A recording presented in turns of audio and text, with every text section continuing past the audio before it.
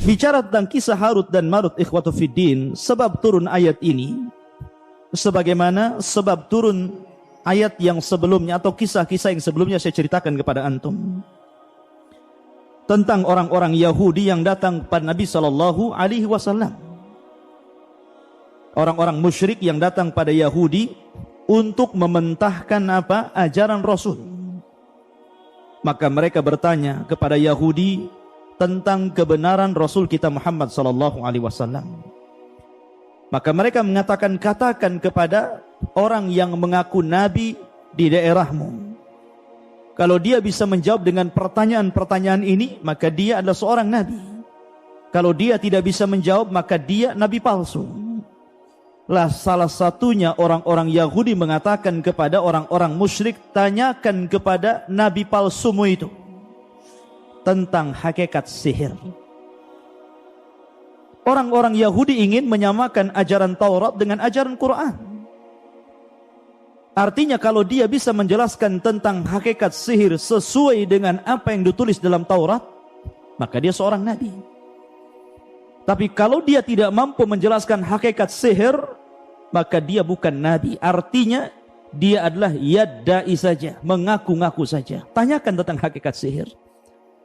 Maka ketika orang-orang musyrik mempertanyakan tentang hakikat sihir, turunlah ayat ini menjelaskan tentang hakikat sejarah sihir. Ini satu pendapat.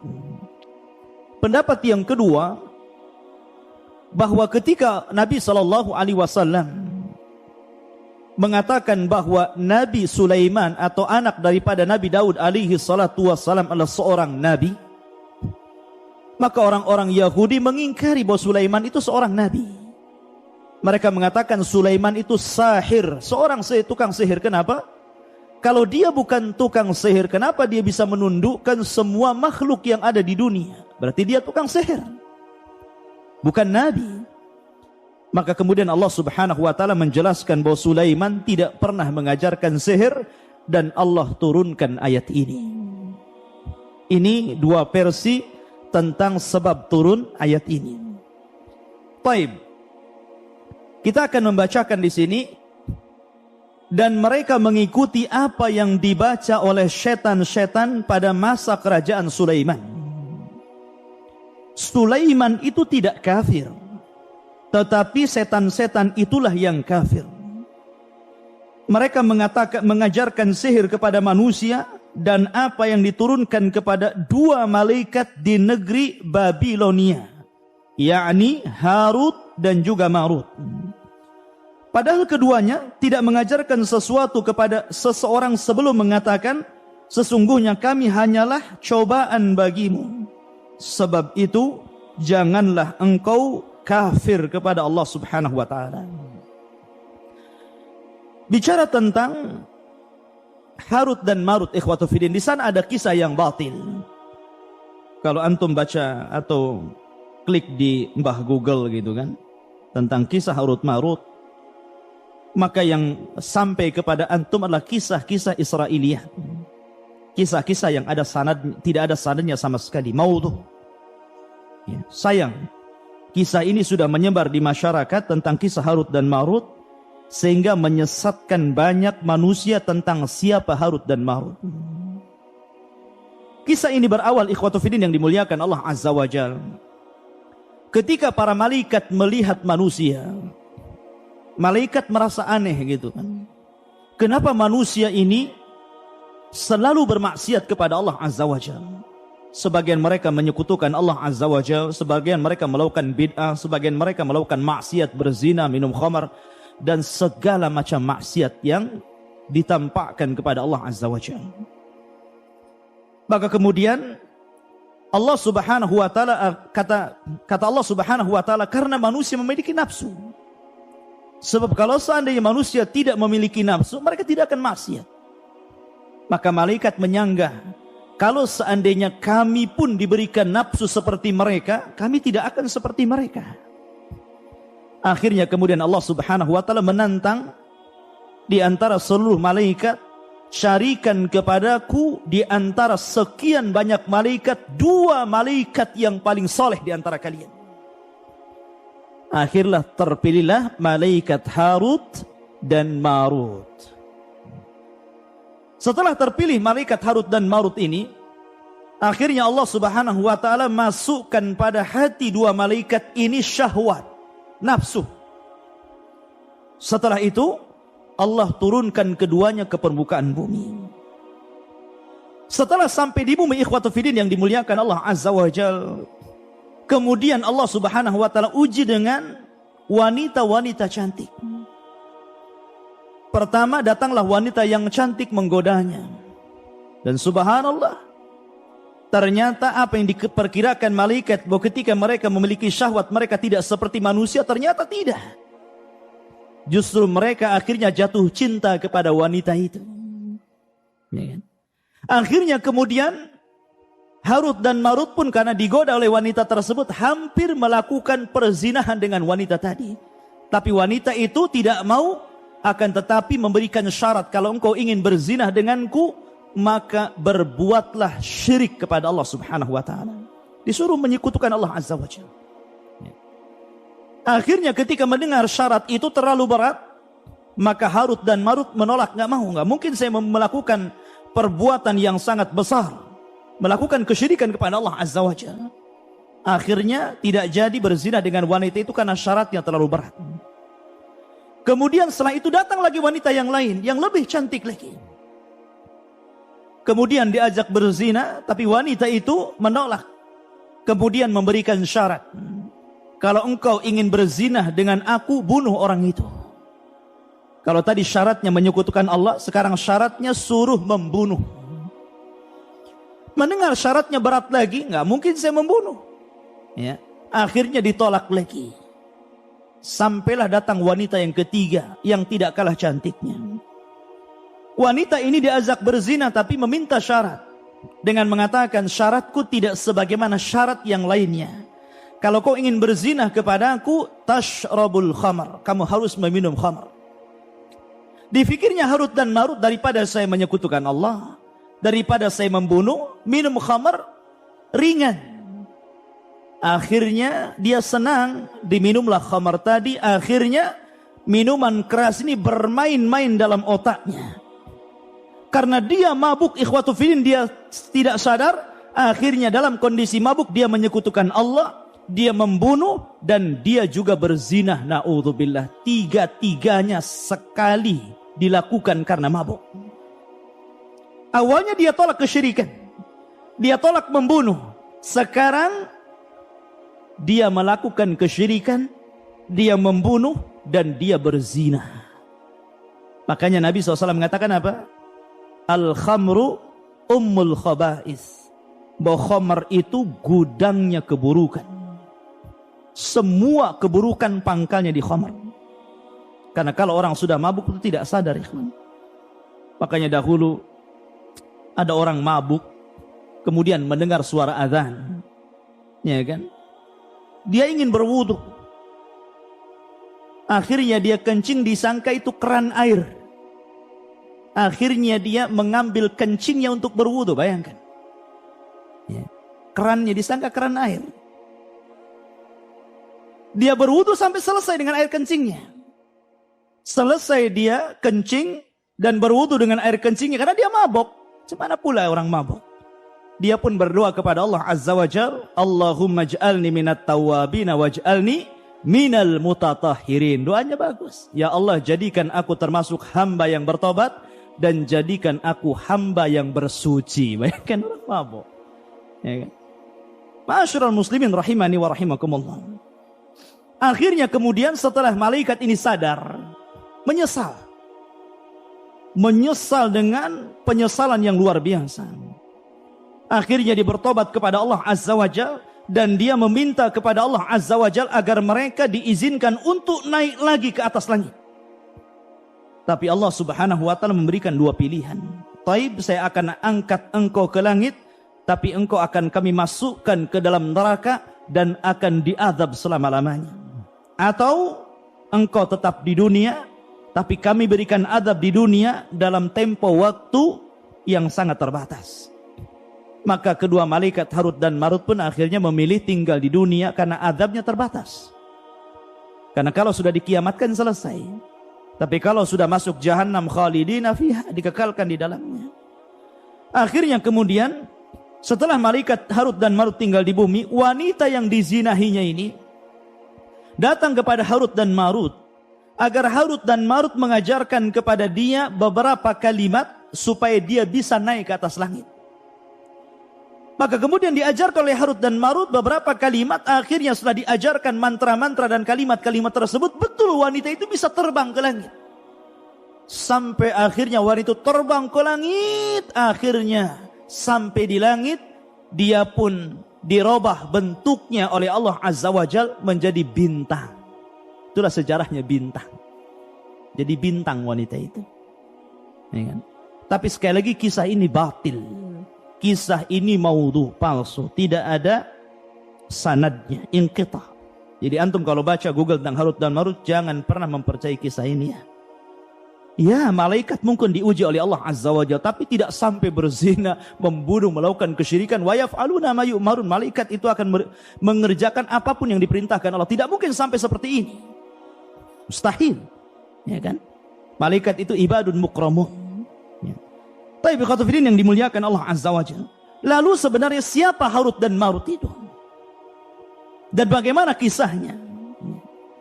Ma'asyiral muslimin rahimani wa rahimakumullah. Kisah Harut dan Marut ini dimulai dari kisah Nabiullah Sulaiman alaihi salatu wassalam. Jadi sebelum Nabi Sulaiman alaihi salatu wassalam diutus menjadi nabi dan rasul, syayatin al-jin ini, mereka senantiasa naik ke langit.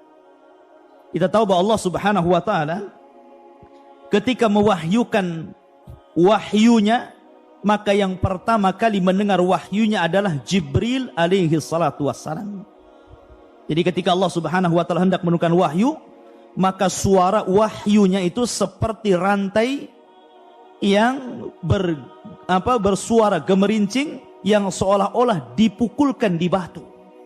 Dan itu membuat seluruh malaikat langit pingsan. Maka yang pertama bangunlah Jibril alaihi salatu wassalam. Maka Allah subhanahu wa ta'ala mewahyukan kepada Jibril wahyu yang akan terjadi di permukaan bumi. Ini menunjukkan bahwa Jibril lah yang berhak mendapatkan wahyu. Sebab kalau seluruh malaikat mendengarnya, maka apa keistimewaan Jibril daripada seluruh malaikat? Tidak ada istimewanya. Maka hanya Jibril yang mendengar. Setelah Allah subhanahu wa ta'ala kemudian mewahyukan kepada Jibril, dan selesai mewahyukan kepada Jibril, barulah kemudian seluruh malaikat terbangun dari pingsannya. Dan mereka bertanya kepada Jibril, "Madza qala rabbukum ya Jibril?" Apa yang difirmankan kepadamu wahai Jibril dari Rabbmu? Maka Jibril pun menceritakan apa yang diperintahkan Allah kepada dirinya. Maka semuanya mengatakan qalul haq, qalul haq, qalul haq. Artinya yang diwahyukan adalah semuanya kebenaran. Lah ketika Jibril ini mewahyukan kepada malaikat-malaikat yang lain, memberikan wahyu Allah kepada malaikat-malaikat yang lain, syaitan, jin, itu mereka naik ke langit. Ya, mereka itu naik ke langit. Sampai di maqaidas sam', ada tempat-tempat pos-pos mereka.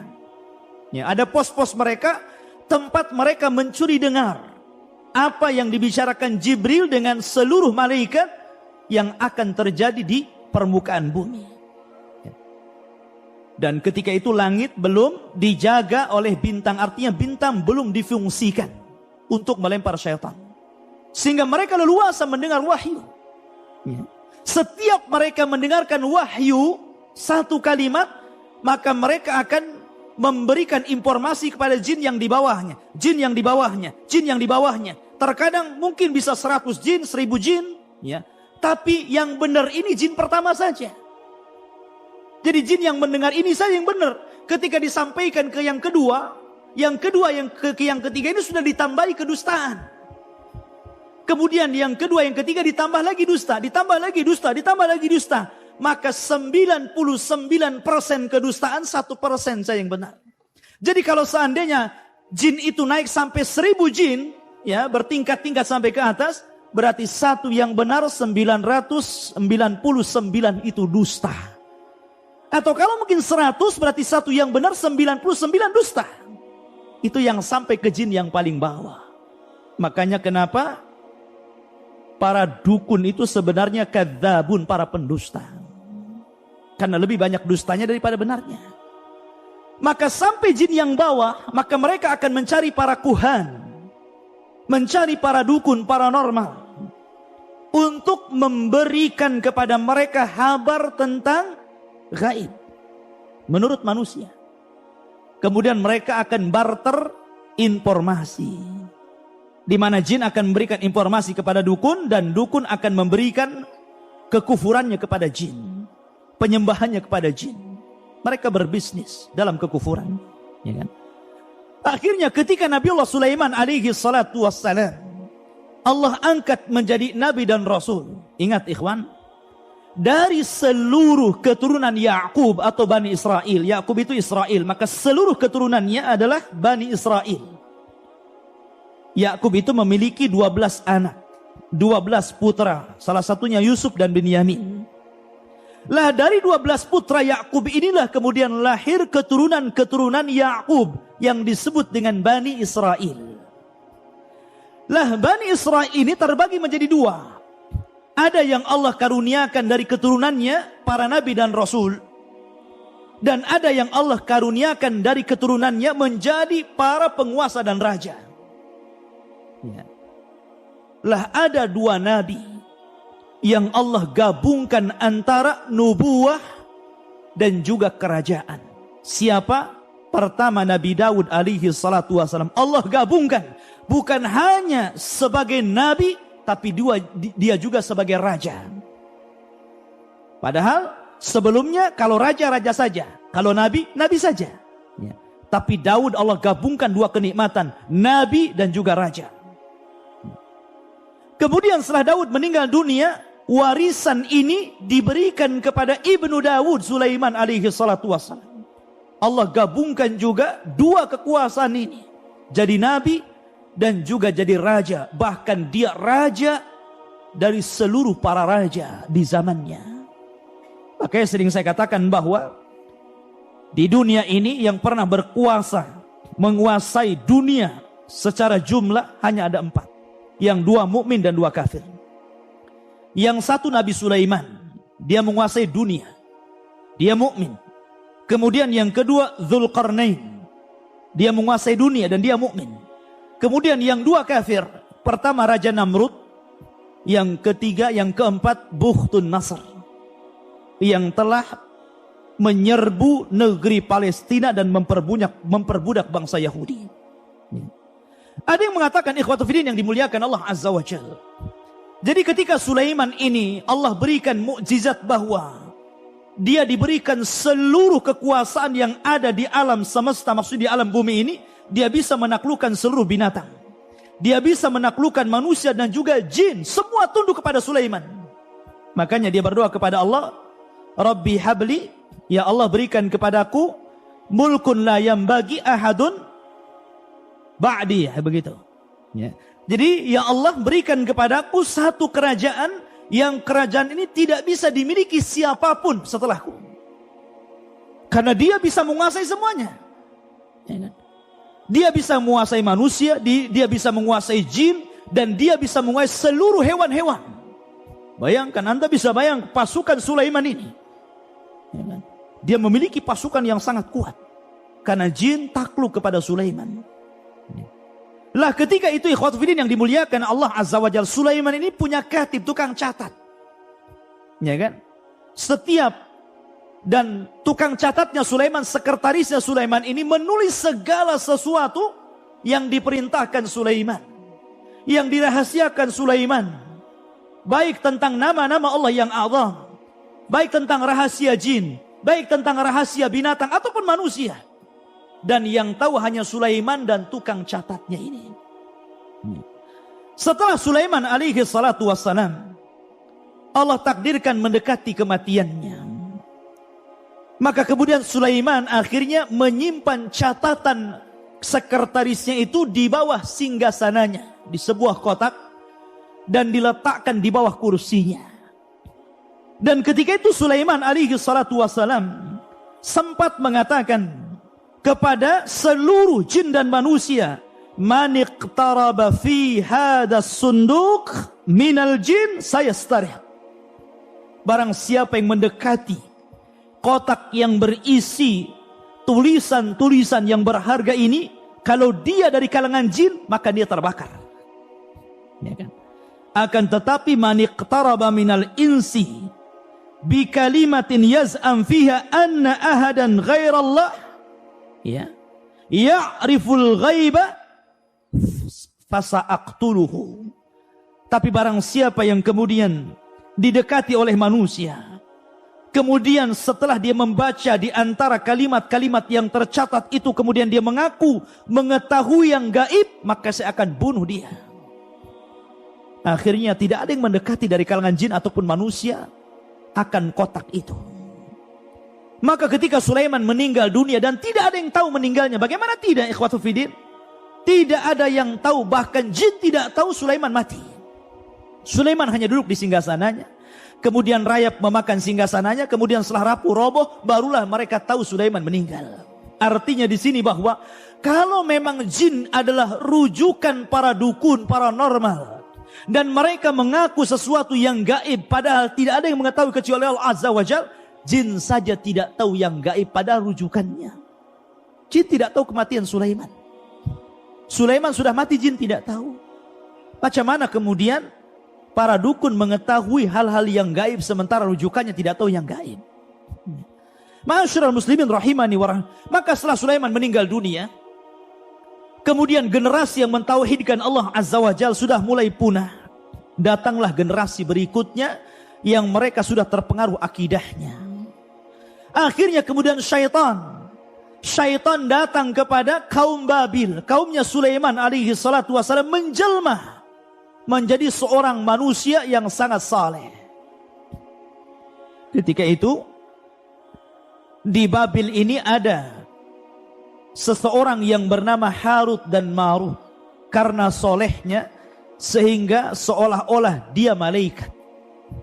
Makanya Allah Subhanahu wa taala mengatakan, "Wa ma unzila 'alal malakaini bi Babila Harut wa Marut." Dan apa yang diturunkan kepada dua malaikat di Babil, yakni Harut dan Marut. Artinya Harut dan Marut itu bukan malaikat, tapi seolah-olah malaikat karena dia saleh. Ada juga ahli tafsir mengatakan bahwa dia adalah syaitan. Harut dan Marut ini syaitan, ya, berpura-pura menjadi malaikat, sehingga dikatakan dua malaikat. Walaupun pendapat yang rajih, yang masyhur, yang mendekati kepada kebenaran, wallahu alam, bahwa Harut dan Marut adalah minal bashar. Dia adalah manusia sama dengan kita. Karena kesolehannya orang menganggap apa? Dia malaikat. Akhirnya kemudian syaitan ini mendatangi Harut dan Marut.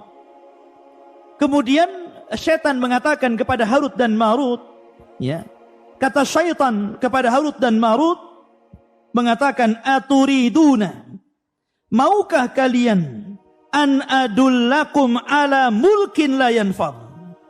Maukah kalian berdua aku tunjukkan kepada sebuah kerajaan, sebagaimana engkau melihat bagaimana Sulaiman bisa menaklukkan semua yang ada di bumi ini, baik jinnya, binatangnya, manusianya, maka aku pun akan menunjukkan kepada apa yang dimiliki Sulaiman. Maka akhirnya Harut dan Marut ini diuji oleh Allah Azza wa Jalla. Akhirnya nurut kepada syaitan ini. Kemudian kata syaitan ini, bongkarlah di bawah kursi ini ada sunduk, ada kotak. Di situ ada buku yang mempelajari tentang ilmu-ilmu yang dipelajari Sulaiman. Maka kemudian Harut dan Marut mengatakan, kenapa engkau tidak ambil saja buku itu dan kau pelajari sendiri? Syaitan ketakutan, kenapa?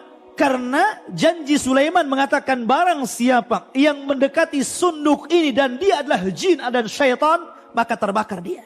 Gak berani, ya kan? Gak berani dia. Akhirnya menyuruh Harut dan Marut menggalinya.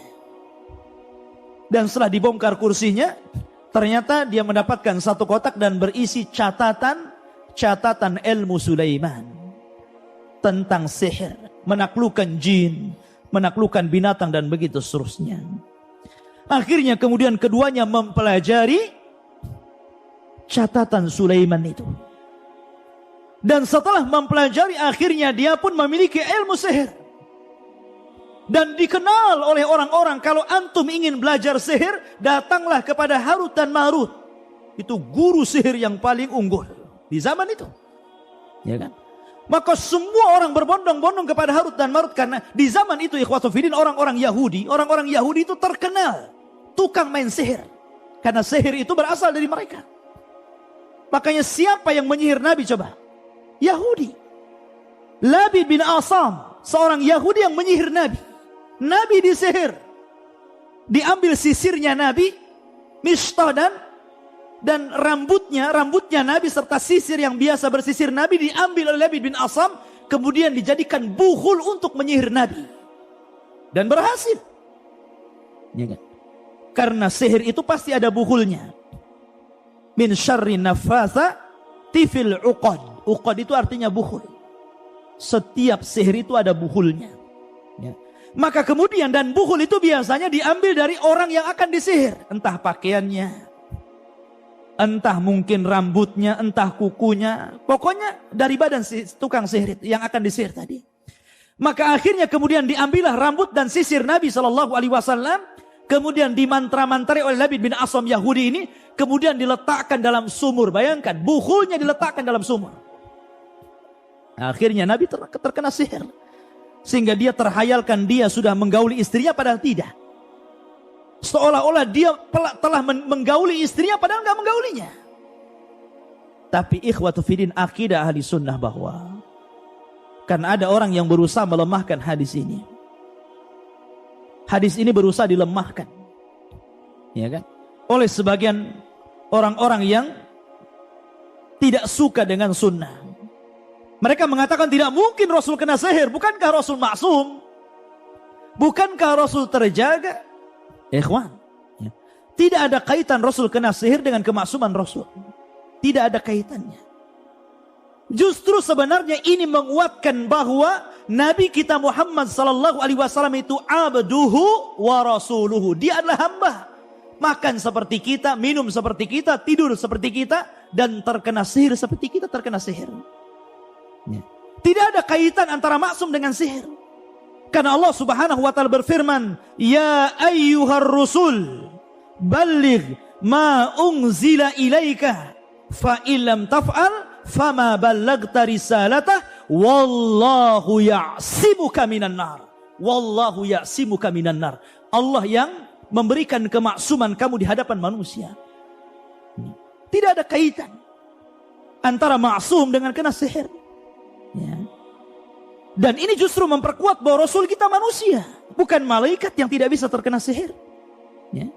Ma'asyiral muslimin rahimani wa rahimakumullah. Maka Jibril kemudian turun kepada Rasul sallallahu alaihi wasallam atau malaikat yang lainnya, kemudian meruqyah Rasul sallallahu alaihi wasallam. Akhirnya turunlah surat yang dikenal dengan Mu'awwidzatain, Qul a'udzu birabbin nas dan Qul a'udzu birabbil falak. Dengan kedua ayat ini malaikat meruqyah Rasul. Akhirnya ketahuan buhulnya di sumur tadi. Siapa yang menyihir Rasul? Yahudi. Ya. Makanya kenapa haddus sahir qatal? Kata Nabi SAW, balasan dalam Islam bagi para pelaku sihir dipenggal, dharbatu bisayf, dipenggal lehernya. Makanya Umar pernah memenggal tukang sihir, Hafsah pernah memenggal tukang sihir. Apakah perlu dimintai tobat? Kata para ulama, ada yang mengatakan perlu dimintai tobat selama 3 hari.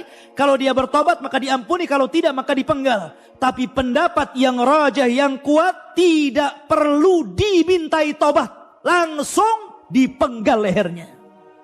Itu pendapat yang kuat. Karena kerusakan sihir ini melebihi kerusakan yang lainnya.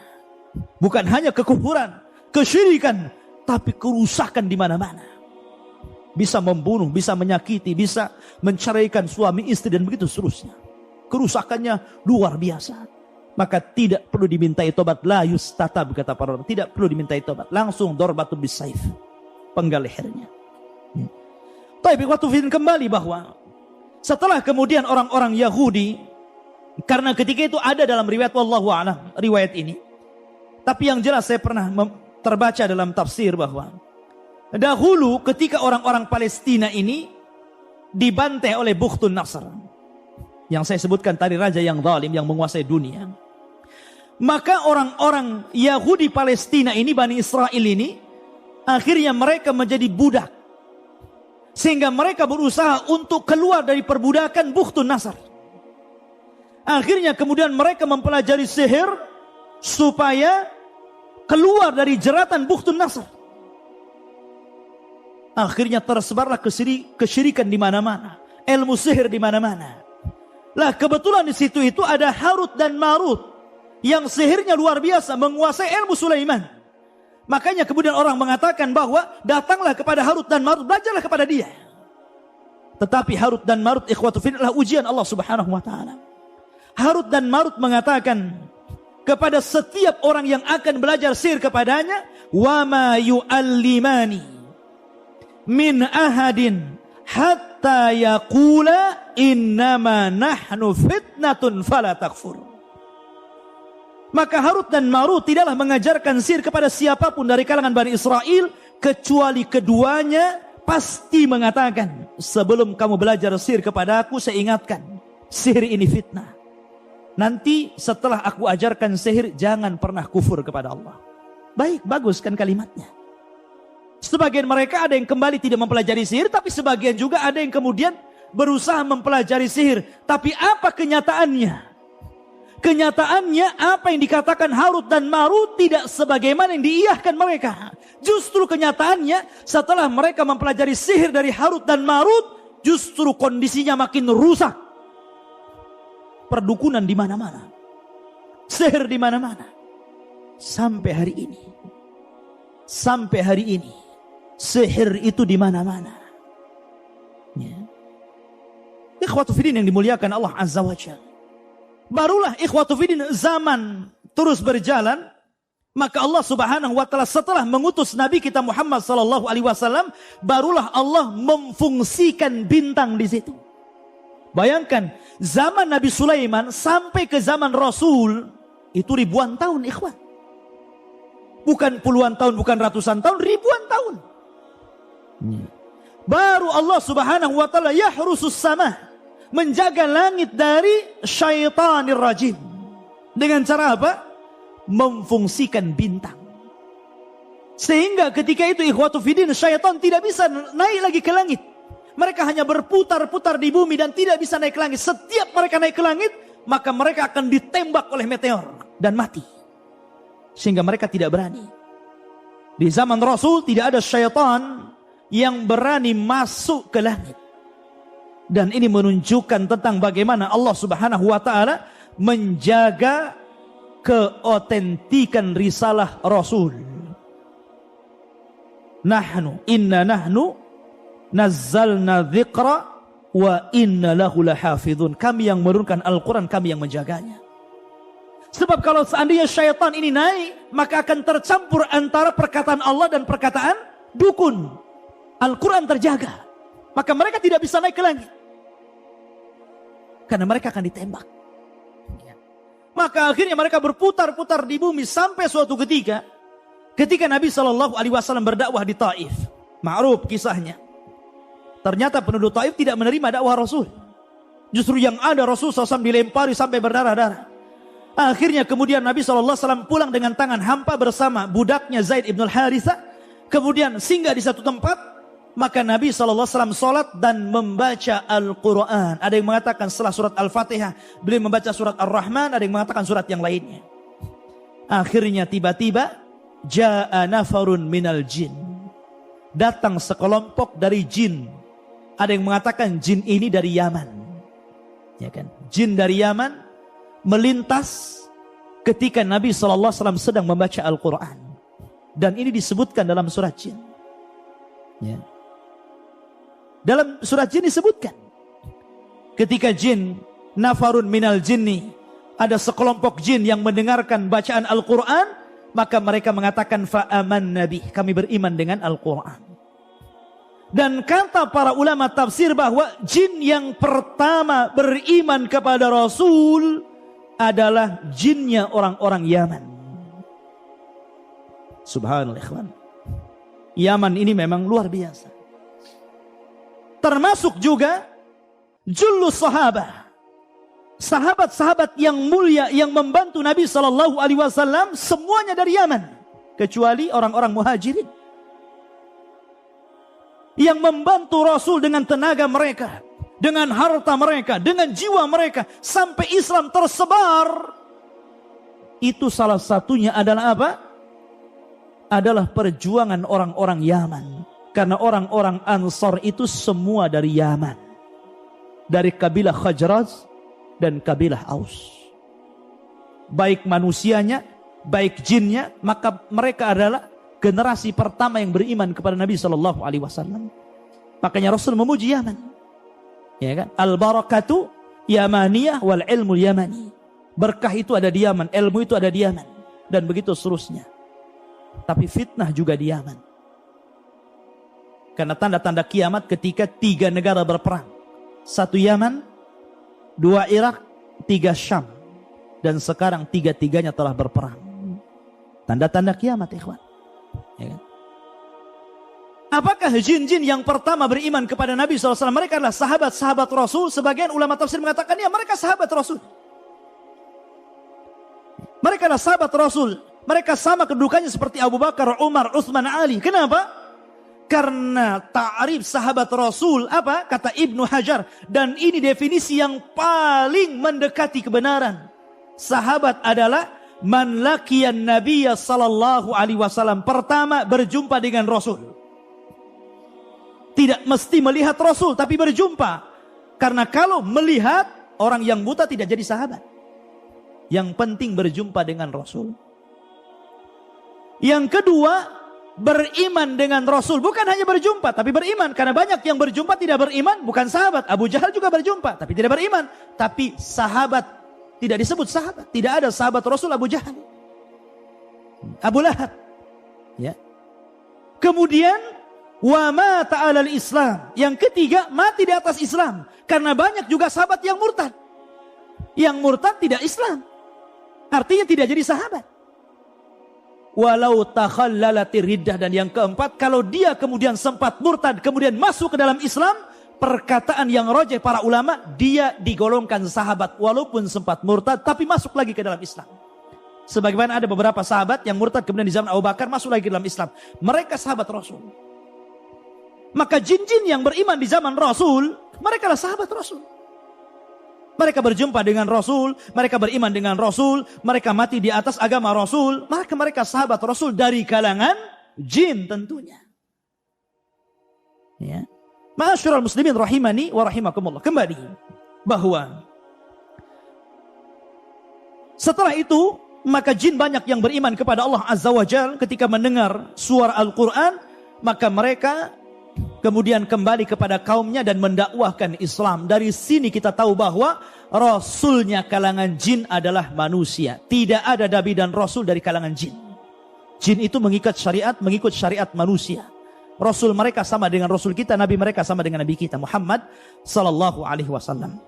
Ma'asyiral muslimin, kemudian Allah Subhanahu wa taala mengatakan, "Fayata'allamuna minhuma ma yufarriquna bihi bainal mar'i wa zawjihi."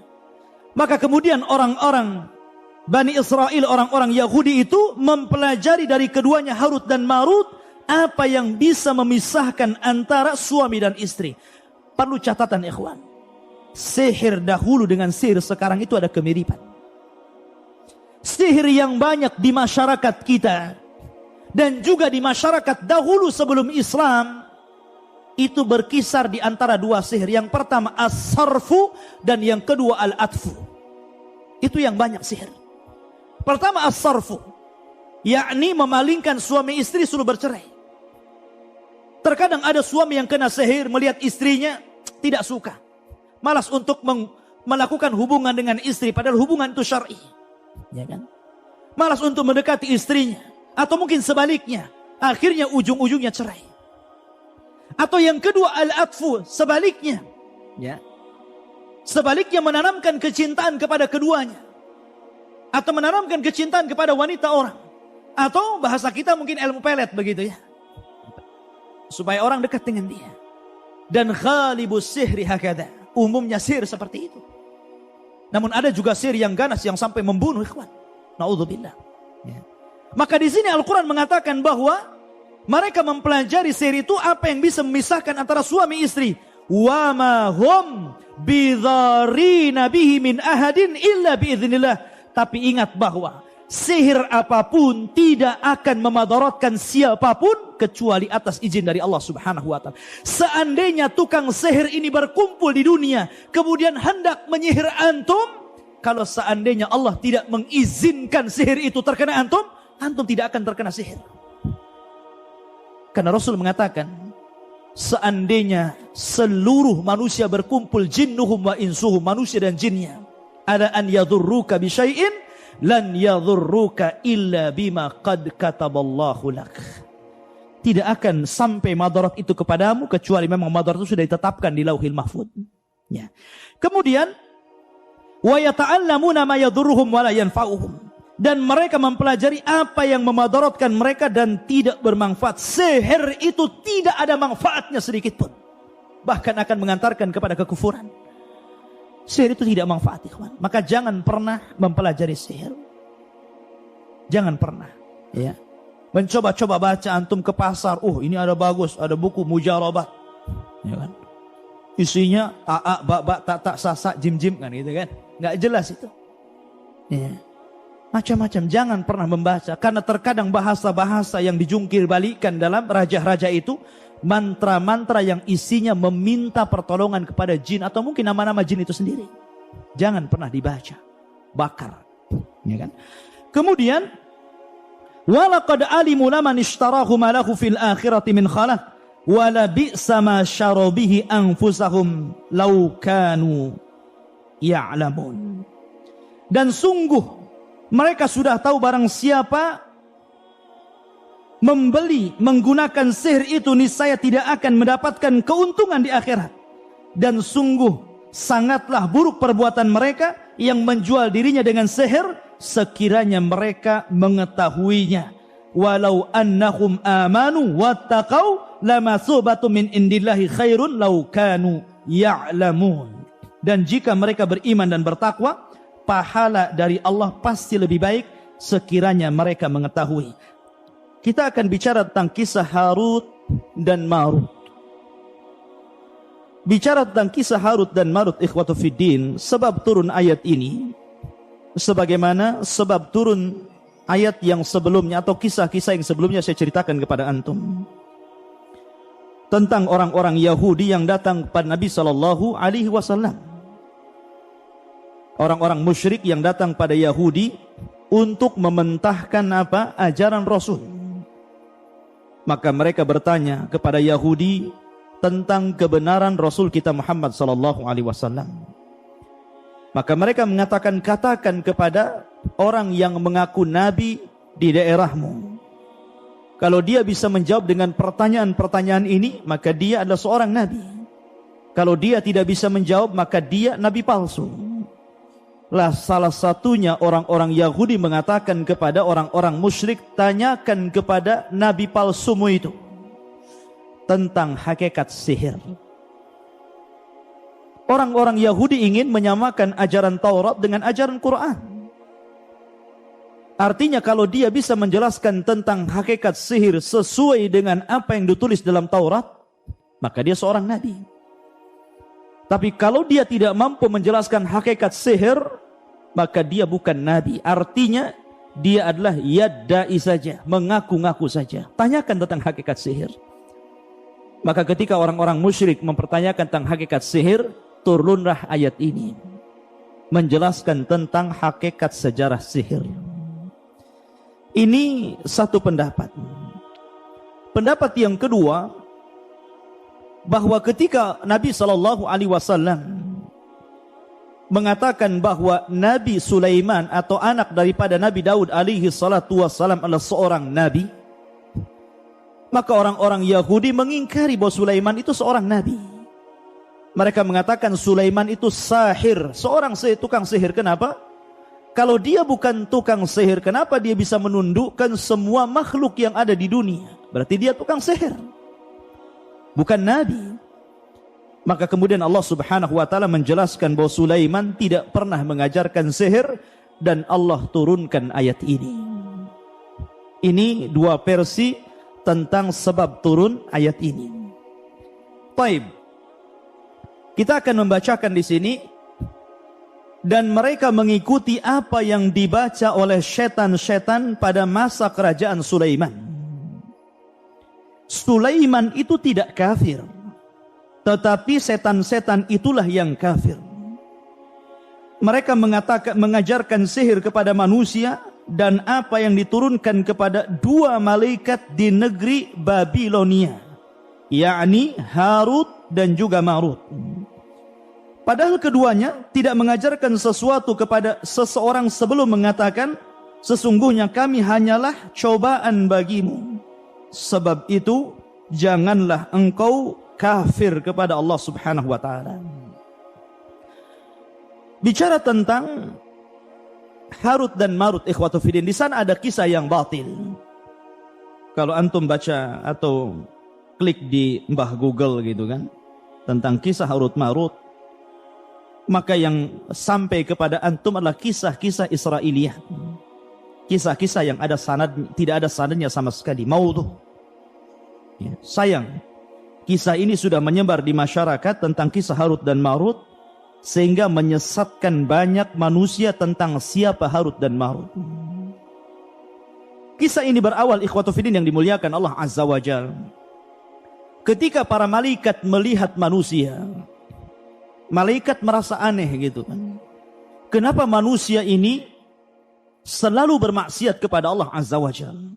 Sebagian mereka menyekutukan Allah Azza wa Jalla, sebagian mereka melakukan bid'ah, sebagian mereka melakukan maksiat, berzina, minum khamar, dan segala macam maksiat yang ditampakkan kepada Allah Azza wa Jalla.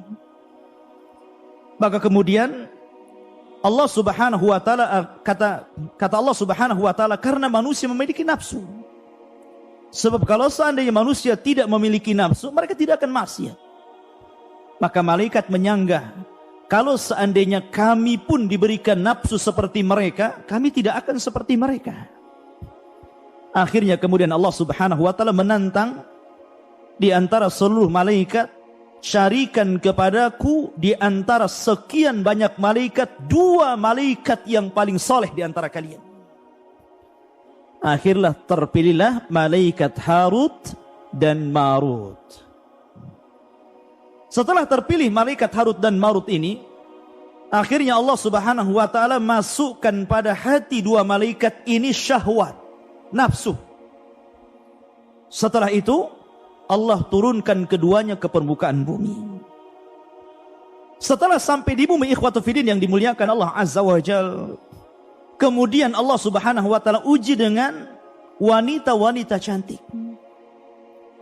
Pertama datanglah wanita yang cantik menggodanya. Dan subhanallah, ternyata apa yang diperkirakan malaikat bahwa ketika mereka memiliki syahwat mereka tidak seperti manusia, ternyata tidak.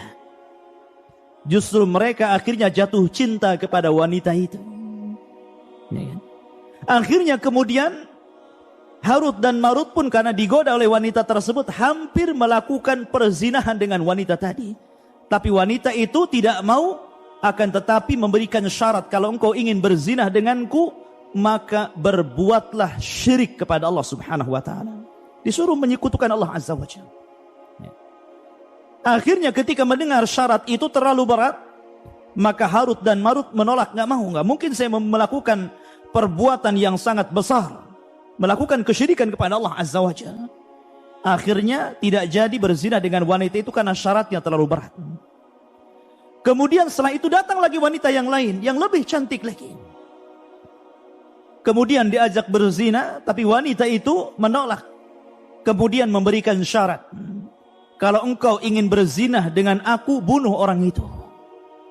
Kalau tadi syaratnya menyekutukan Allah, sekarang syaratnya suruh membunuh. Mendengar syaratnya berat lagi, nggak mungkin saya membunuh. Ya, akhirnya ditolak lagi. Sampailah datang wanita yang ketiga yang tidak kalah cantiknya. Wanita ini diajak berzina tapi meminta syarat.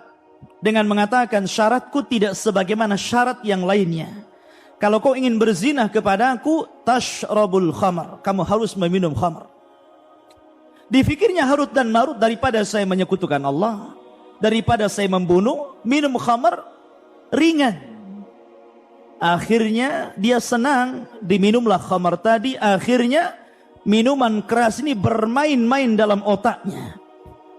Karena dia mabuk, ikhwatu fillah, dia tidak sadar. Akhirnya dalam kondisi mabuk dia menyekutukan Allah, dia membunuh, dan dia juga berzina. Na'udzubillah. Tiga-tiganya sekali dilakukan karena mabuk.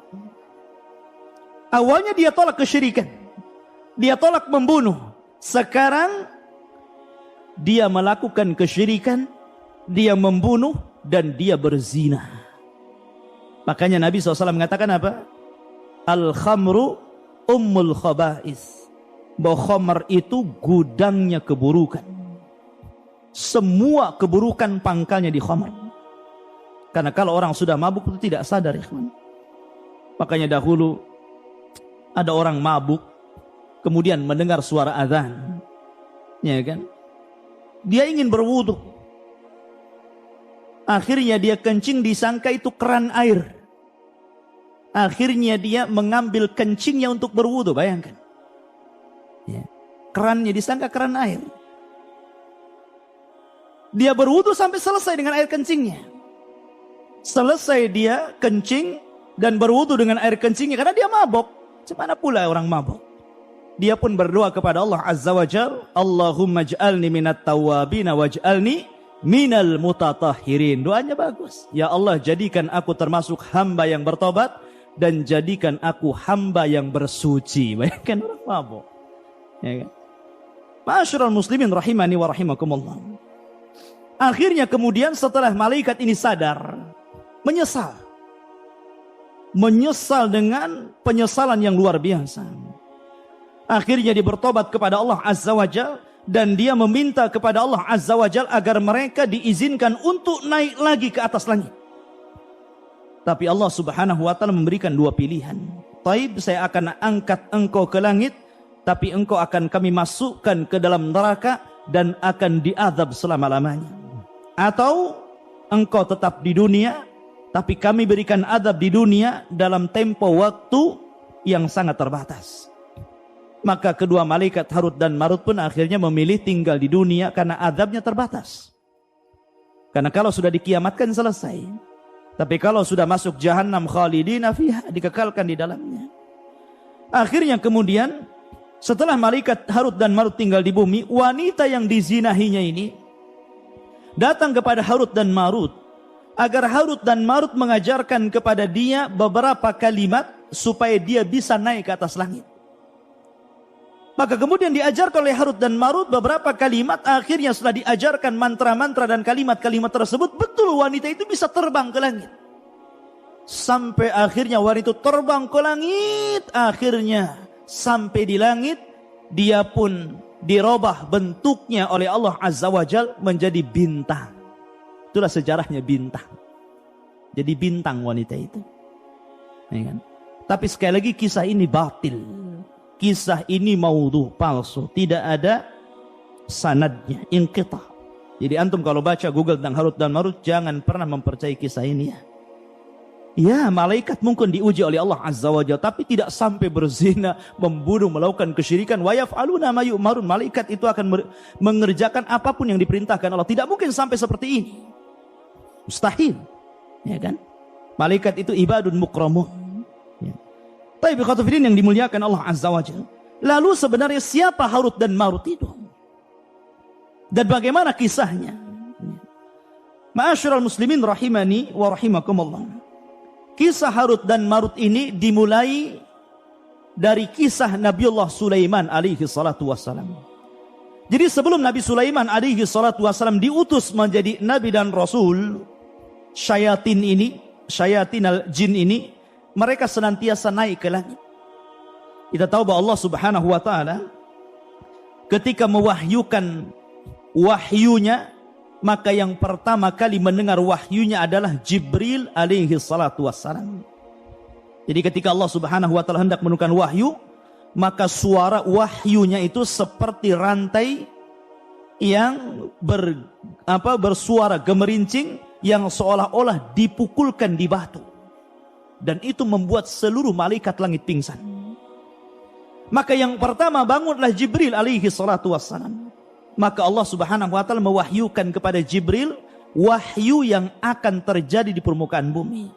Ini menunjukkan bahwa Jibril lah yang berhak mendapatkan wahyu. Sebab kalau seluruh malaikat mendengarnya, maka apa keistimewaan Jibril daripada seluruh malaikat? Tidak ada istimewanya. Maka hanya Jibril yang mendengar. Setelah Allah subhanahu wa ta'ala kemudian mewahyukan kepada Jibril, dan selesai mewahyukan kepada Jibril, barulah kemudian seluruh malaikat terbangun dari pingsannya. Dan mereka bertanya kepada Jibril, "Madza qala rabbukum ya Jibril?" Apa yang difirmankan kepadamu wahai Jibril dari Rabbmu? Maka Jibril pun menceritakan apa yang diperintahkan Allah kepada dirinya. Maka semuanya mengatakan qalul haq, qalul haq, qalul haq. Artinya yang diwahyukan adalah semuanya kebenaran. Lah ketika Jibril ini mewahyukan kepada malaikat-malaikat yang lain, memberikan wahyu Allah kepada malaikat-malaikat yang lain, syaitan, jin, itu mereka naik ke langit. Ya, mereka itu naik ke langit. Sampai di maqaidas sam', ada tempat-tempat pos-pos mereka.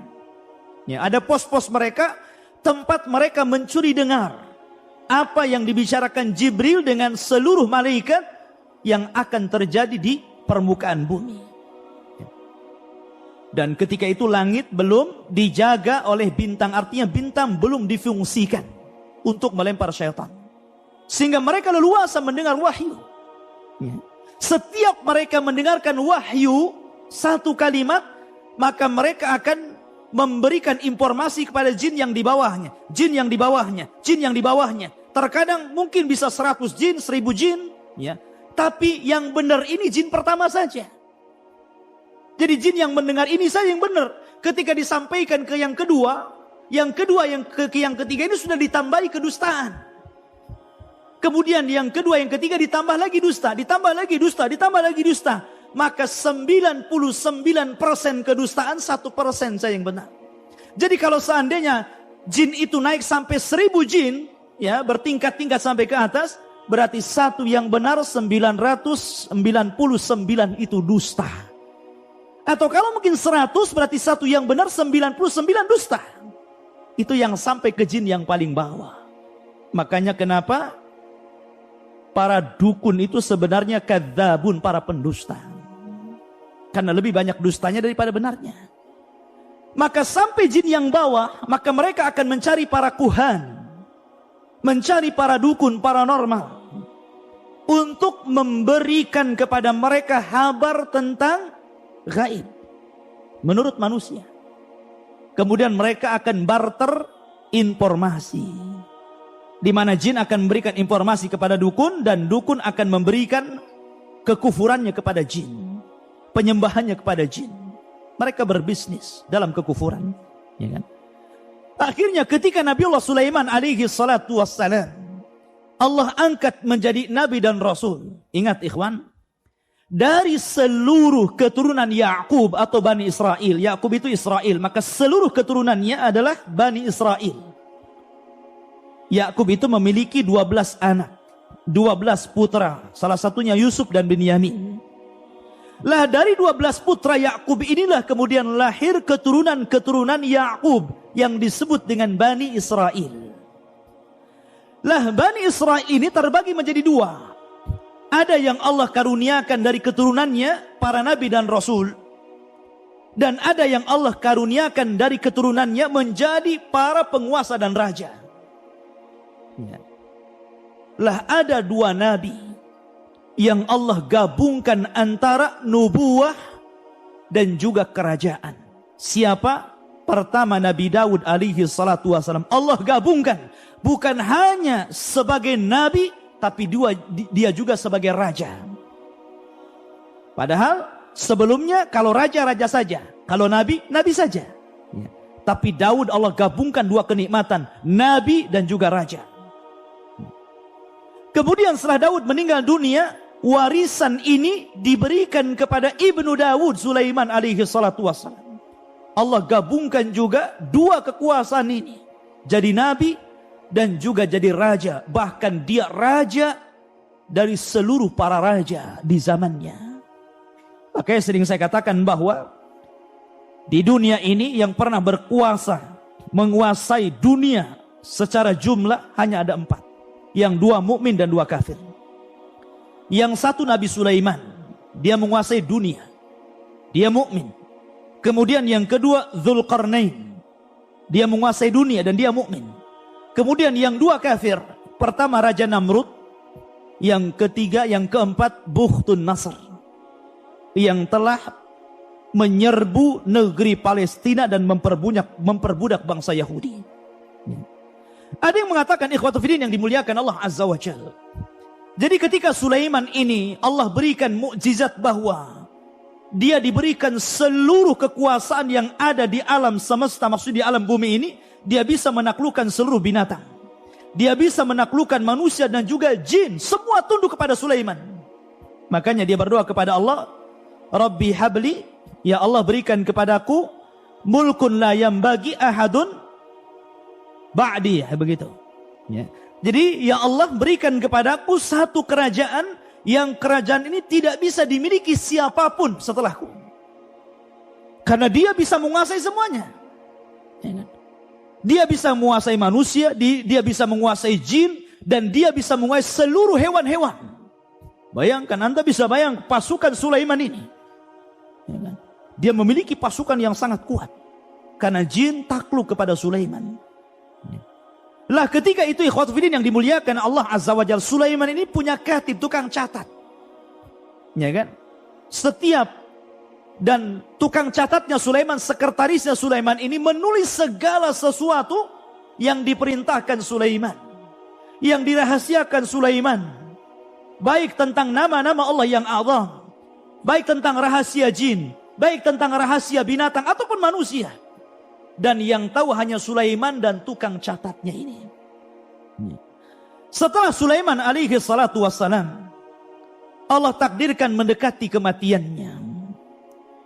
Maka kemudian Sulaiman akhirnya menyimpan catatan sekretarisnya itu di bawah singgasananya, di sebuah kotak, dan diletakkan di bawah kursinya. Dan ketika itu Sulaiman alaihi salatu wassalam sempat mengatakan kepada seluruh jin dan manusia, man iqtaraba fi hadas sunduk minal jin sayastarih. Barang siapa yang mendekati kotak yang berisi tulisan-tulisan yang berharga ini, kalau dia dari kalangan jin, maka dia terbakar. Ya kan? Akan tetapi man iqtaraba minal insi bi kalimatin yaz'am fiha anna ahadan ghairallah, ya, ya'riful ghaiba fasa'aqtuluhu.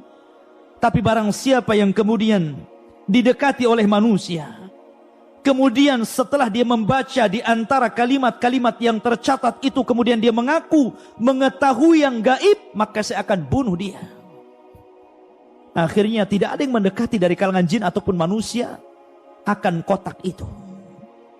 Maka ketika Sulaiman meninggal dunia dan tidak ada yang tahu meninggalnya, bagaimana tidak ikhwatu fiddin? Tidak ada yang tahu, bahkan jin tidak tahu Sulaiman mati. Sulaiman hanya duduk di singgasananya, kemudian rayap memakan singgasananya, kemudian setelah rapuh roboh, barulah mereka tahu Sulaiman meninggal. Artinya di sini bahwa kalau memang jin adalah rujukan para dukun, paranormal, dan mereka mengaku sesuatu yang gaib, padahal tidak ada yang mengetahui kecuali Allah Azza wa Jalla, jin saja tidak tahu yang gaib pada rujukannya. Jin tidak tahu kematian Sulaiman. Sulaiman sudah mati, jin tidak tahu.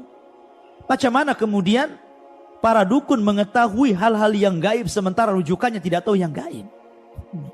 Ma'asyiral muslimin rahimani wa rahimah. Maka setelah Sulaiman meninggal dunia, kemudian generasi yang mentauhidkan Allah Azza wa Jalla sudah mulai punah.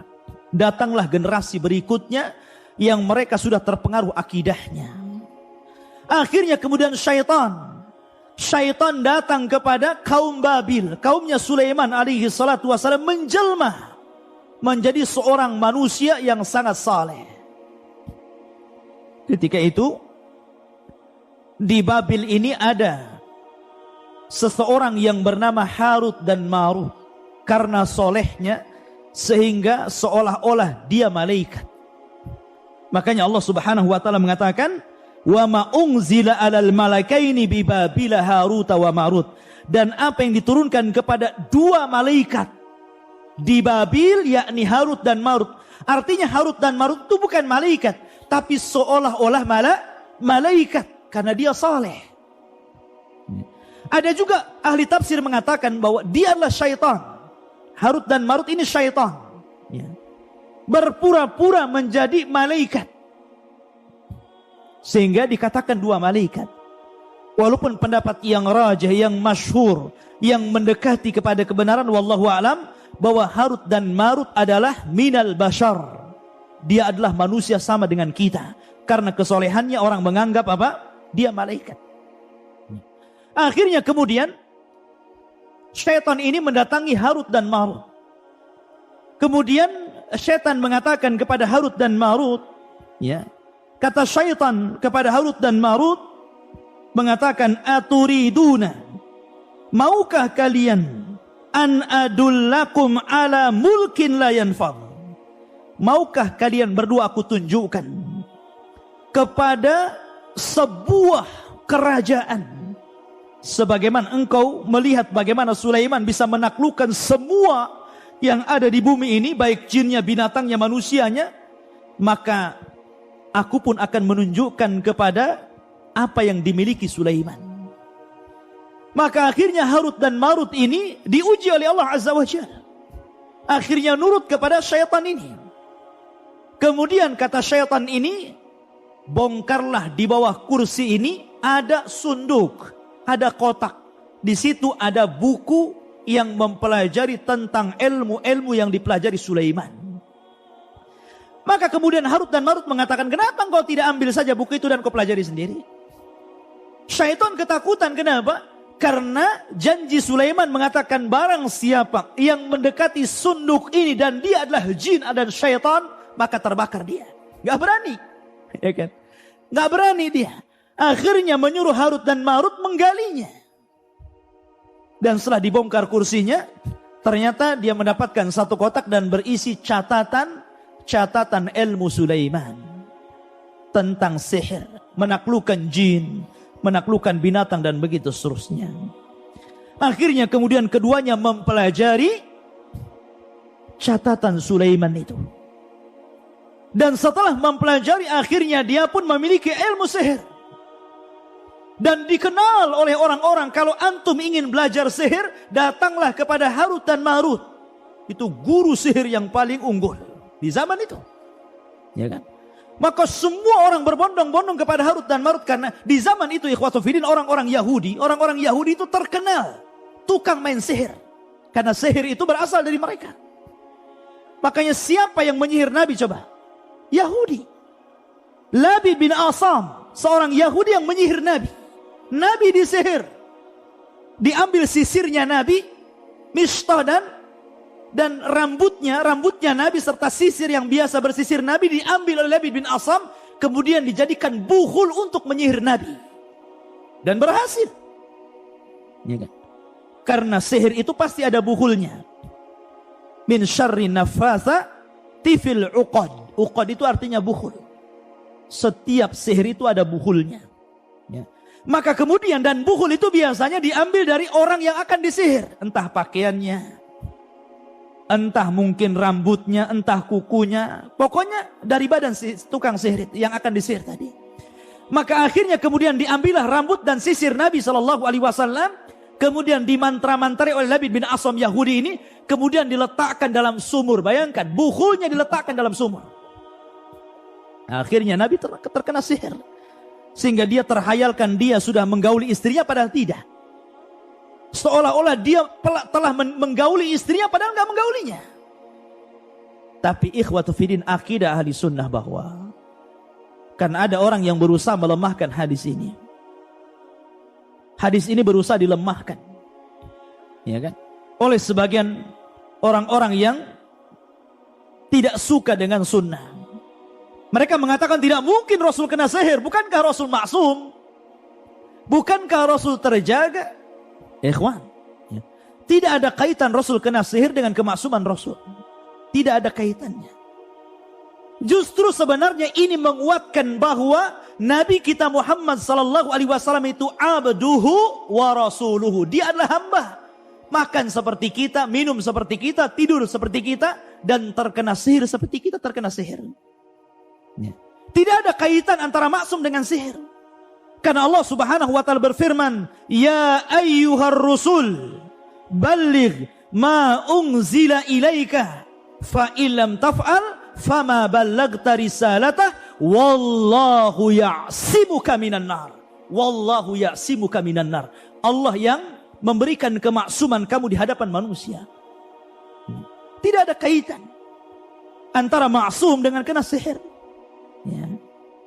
Dan ini justru memperkuat bahwa Rasul kita manusia, bukan malaikat yang tidak bisa terkena sihir. Ya.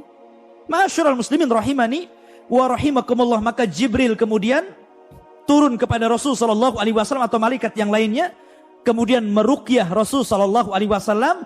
Akhirnya turunlah surat yang dikenal dengan Mu'awwidzatain, Qul a'udzu birabbin nas dan Qul a'udzu birabbil falak.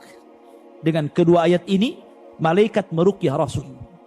Akhirnya ketahuan buhulnya di sumur tadi. Siapa yang menyihir Rasul? Yahudi. Ya. Makanya kenapa haddus sahir qatal? Kata Nabi SAW, balasan dalam Islam bagi para pelaku sihir dipenggal, dharbatu bisayf, dipenggal lehernya. Makanya Umar pernah memenggal tukang sihir, Hafsah pernah memenggal tukang sihir. Apakah perlu dimintai tobat? Kata para ulama, ada yang mengatakan perlu dimintai tobat selama 3 hari. Kalau dia bertobat maka diampuni, kalau tidak maka dipenggal. Tapi pendapat yang rajah, yang kuat, tidak perlu dimintai tobat, langsung dipenggal lehernya. Itu pendapat yang kuat. Karena kerusakan sihir ini melebihi kerusakan yang lainnya. Bukan hanya kekufuran, kesyirikan, tapi kerusakan di mana-mana. Bisa membunuh, bisa menyakiti, bisa menceraikan suami istri dan begitu seterusnya. Kerusakannya luar biasa. Maka tidak perlu dimintai tobat, la yustatab, kata para ulama. Tidak perlu dimintai tobat, langsung darbatu bisayf, penggal lehernya. Tapi waktu film kembali bahwa setelah kemudian orang-orang Yahudi, karena ketika itu ada dalam riwayat wallahu a'lam riwayat ini. Tapi yang jelas saya pernah terbaca dalam tafsir bahwa dahulu ketika orang-orang Palestina ini dibantai oleh Bukhtun Nasr, yang saya sebutkan tadi, raja yang zalim yang menguasai dunia, maka orang-orang Yahudi Palestina ini, Bani Israel ini, akhirnya mereka menjadi budak, sehingga mereka berusaha untuk keluar dari perbudakan Bukhtun Nasr. Akhirnya kemudian mereka mempelajari sihir supaya keluar dari jeratan Bukhtun Nasr. Akhirnya tersebarlah kesyirikan di mana-mana, ilmu sihir di mana-mana.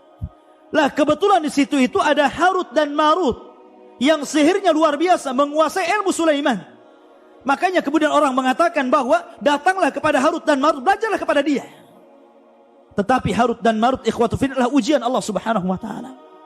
Harut dan Marut mengatakan kepada setiap orang yang akan belajar sihir kepadanya, wa ma yu'allimani min ahadin hatta yaqula innama nahnu fitnatun fala takfur. Maka Harut dan Marut tidaklah mengajarkan sihir kepada siapapun dari kalangan Bani Israel, kecuali keduanya pasti mengatakan, sebelum kamu belajar sihir kepada aku, saya ingatkan, sihir ini fitnah. Nanti setelah aku ajarkan sihir, jangan pernah kufur kepada Allah. Baik, bagus kan kalimatnya. Sebagian mereka ada yang kembali tidak mempelajari sihir, tapi sebagian juga ada yang kemudian berusaha mempelajari sihir. Tapi apa kenyataannya? Kenyataannya apa yang dikatakan Harut dan Marut tidak sebagaimana yang diiyahkan mereka. Justru kenyataannya setelah mereka mempelajari sihir dari Harut dan Marut, justru kondisinya makin rusak.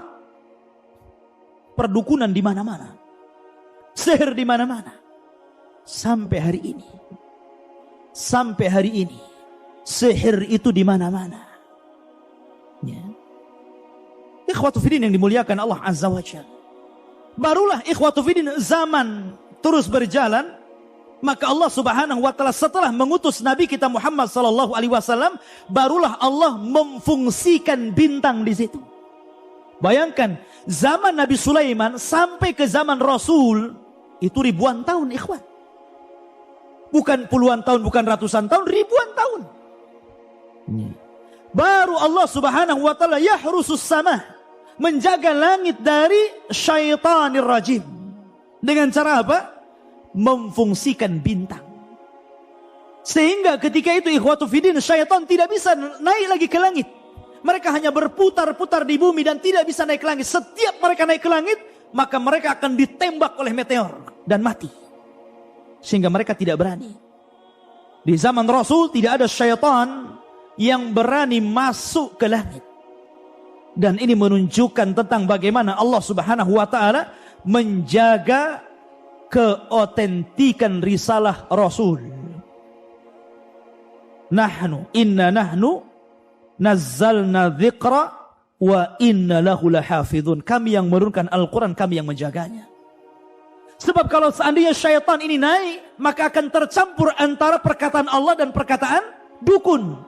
Al-Quran terjaga, maka mereka tidak bisa naik ke langit,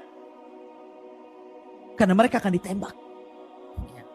Maka akhirnya mereka berputar-putar di bumi sampai suatu ketika Nabi SAW berdakwah di Taif. Ma'ruf kisahnya. Ternyata penduduk Taif tidak menerima dakwah Rasul. Justru yang ada Rasul SAW dilempari sampai berdarah-darah.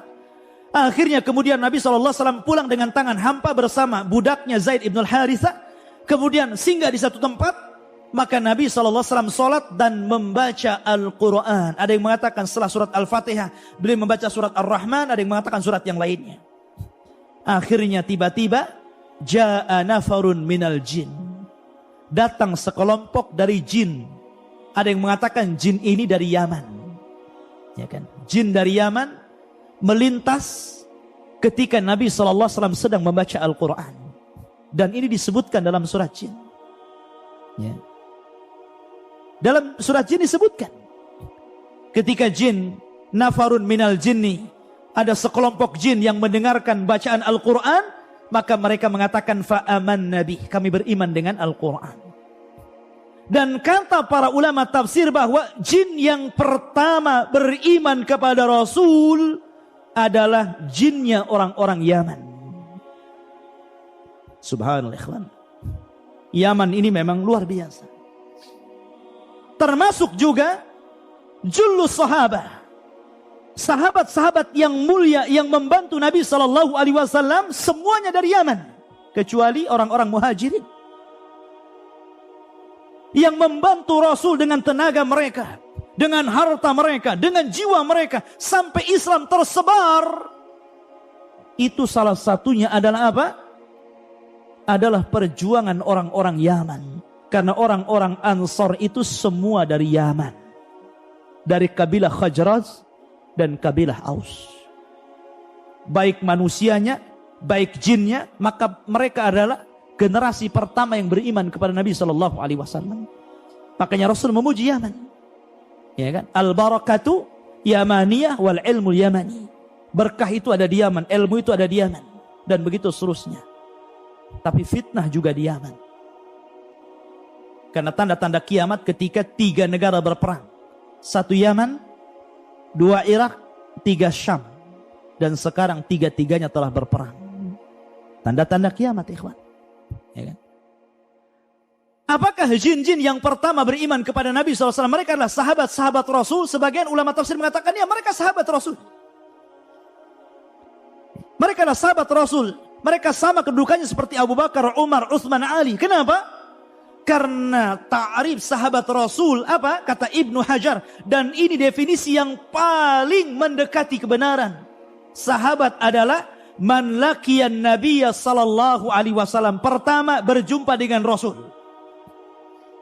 Tidak mesti melihat Rasul tapi berjumpa. Karena kalau melihat Orang yang buta tidak jadi sahabat. Yang penting berjumpa dengan Rasul. Yang kedua, beriman dengan Rasul. Bukan hanya berjumpa, tapi beriman. Karena banyak yang berjumpa tidak beriman, bukan sahabat. Abu Jahal juga berjumpa, tapi tidak beriman. Tapi sahabat, tidak disebut sahabat. Tidak ada sahabat Rasul Abu Jahal. Abu Lahab. Ya. Kemudian, wa mata 'alal Islam. Yang ketiga, mati di atas Islam. Karena banyak juga sahabat yang murtad. Yang murtad tidak Islam. Artinya tidak jadi sahabat. Walau takhallalatir riddah. Dan yang keempat, kalau dia kemudian sempat murtad, kemudian masuk ke dalam Islam, perkataan yang rajih para ulama, dia digolongkan sahabat walaupun sempat murtad, tapi masuk lagi ke dalam Islam. Sebagaimana ada beberapa sahabat yang murtad kemudian di zaman Abu Bakar masuk lagi ke dalam Islam. Mereka sahabat Rasul. Maka jin-jin yang beriman di zaman Rasul, mereka adalah sahabat Rasul. Mereka berjumpa dengan Rasul, mereka beriman dengan Rasul, mereka mati di atas agama Rasul, maka mereka sahabat Rasul dari kalangan jin tentunya. Ya. Ma'asyiral muslimin rahimani wa rahimakumullah. Kembali bahwa setelah itu maka jin banyak yang beriman kepada Allah Azza wa Jalla ketika mendengar suara Al-Quran, maka mereka kemudian kembali kepada kaumnya dan mendakwahkan Islam. Dari sini kita tahu bahwa Rasulnya kalangan jin adalah manusia. Tidak ada Nabi dan Rasul dari kalangan jin. Jin itu mengikut syariat manusia. Rasul mereka sama dengan Rasul kita, Nabi mereka sama dengan Nabi kita Muhammad sallallahu alaihi wasallam. Ma'asyiral muslimin, kemudian Allah Subhanahu wa taala mengatakan, "Fayata'allamuna minhuma ma yufarriquna bihi bainal mar'i wa zawjihi." Maka kemudian orang-orang Bani Israel, orang-orang Yahudi itu mempelajari dari keduanya Harut dan Marut apa yang bisa memisahkan antara suami dan istri. Perlu catatan ikhwan. Sihir dahulu dengan sihir sekarang itu ada kemiripan. Sihir yang banyak di masyarakat kita dan juga di masyarakat dahulu sebelum Islam itu berkisar di antara dua sihir. Yang pertama as-sarfu dan yang kedua al-atfu. Itu yang banyak sihir. Pertama as-sarfu, yakni memalingkan suami istri suruh bercerai. Terkadang ada suami yang kena sihir melihat istrinya tidak suka, malas untuk melakukan hubungan dengan istri padahal hubungan itu syar'i. Ya kan? Malas untuk mendekati istrinya atau mungkin sebaliknya, akhirnya ujung-ujungnya cerai. Atau yang kedua al-atfu, sebaliknya. Ya. Sebaliknya menanamkan kecintaan kepada keduanya. Atau menanamkan kecintaan kepada wanita orang. Atau bahasa kita mungkin ilmu pelet begitu ya. Supaya orang dekat dengan dia. Dan ghalibus sihri hakada. Umumnya sihir seperti itu. Namun ada juga sihir yang ganas yang sampai membunuh ikhwan. Na'udzubillah. Ya.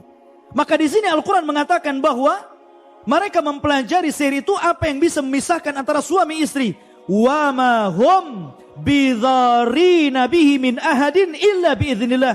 Tapi ingat bahwa sihir apapun tidak akan memadaratkan siapapun kecuali atas izin dari Allah Subhanahu wa taala. Seandainya tukang sihir ini berkumpul di dunia kemudian hendak menyihir antum, kalau seandainya Allah tidak mengizinkan sihir itu terkena antum, antum tidak akan terkena sihir. Karena Rasul mengatakan, seandainya seluruh manusia berkumpul, jinnuhum wa insuhum, manusia dan jinnya, ada an yadhurruka bi syai'in lan yadhurruka illa bima qad kataballahu lak. Tidak akan sampai madarat itu kepadamu kecuali memang madarat itu sudah ditetapkan di Lauhil Mahfuz. Ya. Kemudian wa yata'allamuna ma yadhurruhum wa la yanfa'uhum. Dan mereka mempelajari apa yang memadaratkan mereka dan tidak bermanfaat. Sihir itu tidak ada manfaatnya sedikit pun. Bahkan akan mengantarkan kepada kekufuran. Sihir itu tidak manfaat, ikhwan. Maka jangan pernah mempelajari sihir. Jangan pernah. Ya. Mencoba-coba baca antum ke pasar. Ini ada bagus, ada buku mujarabat. Ya kan? Isinya a, ba, tak, sa, jim, kan gitu kan. Nggak jelas itu. Ya. Macam-macam, jangan pernah membaca. Karena terkadang bahasa-bahasa yang dijungkir balikan dalam raja-raja itu, mantra-mantra yang isinya meminta pertolongan kepada jin. Atau mungkin nama-nama jin itu sendiri. Jangan pernah dibaca. Bakar. Ya kan? Kemudian, Walaqad alimu laman ishtarahu ma lahu fil akhirati min khalaq wala bi'sa ma syaraw bihi anfusahum law kanu ya'lamun. Dan sungguh mereka sudah tahu barang siapa membeli menggunakan sihir itu niscaya tidak akan mendapatkan keuntungan di akhirat. Dan sungguh sangatlah buruk perbuatan mereka yang menjual dirinya dengan sihir sekiranya mereka mengetahuinya. Walau annahum amanu wattaqau lamatsubatun min indillahi khairun law kanu ya'lamun. Dan jika mereka beriman dan bertakwa, pahala dari Allah pasti lebih baik sekiranya mereka mengetahui. Subhanakallah bihamdika asyhadu an la ilaha illa anta astaghfiruka wa atubu ilaik. Allahu ta'ala alam. Assalamualaikum warahmatullahi wabarakatuh.